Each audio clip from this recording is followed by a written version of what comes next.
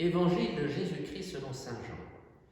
En ce temps-là, Jésus disait à Nicodème, « Dieu a tellement aimé le monde qu'il a donné son Fils unique, afin que quiconque croit en lui ne se perde pas, mais obtienne la vie éternelle.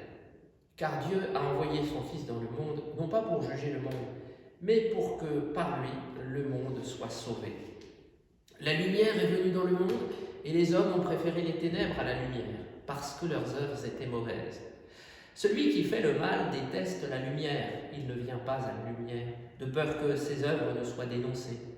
Mais celui qui fait la vérité vient à la lumière pour qu'il soit manifeste que ses œuvres ont été accomplies en union avec Dieu.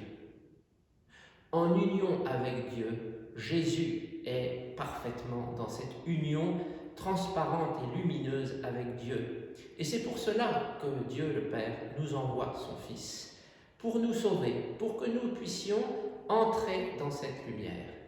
Et nous y entrons par le baptême, par cette nouvelle naissance dont Jésus parle à Nicodème. Il nous faut renaître d'en haut. Cela est arrivé, figurez-vous, à saint Cyprien, évêque et martyr de Carthage, qui est mort martyr au IIIe siècle, au milieu du IIIe siècle.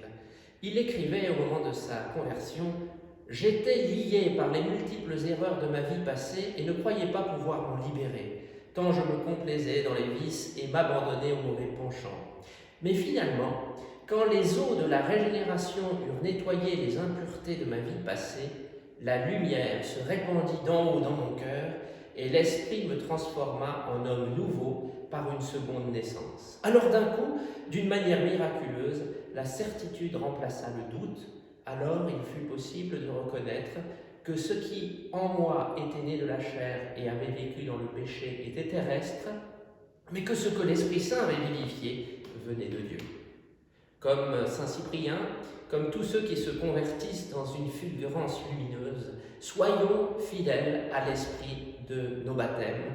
Alors, avec Jésus qui est la vraie lumière, dans sa lumière, nous verrons la lumière de Dieu.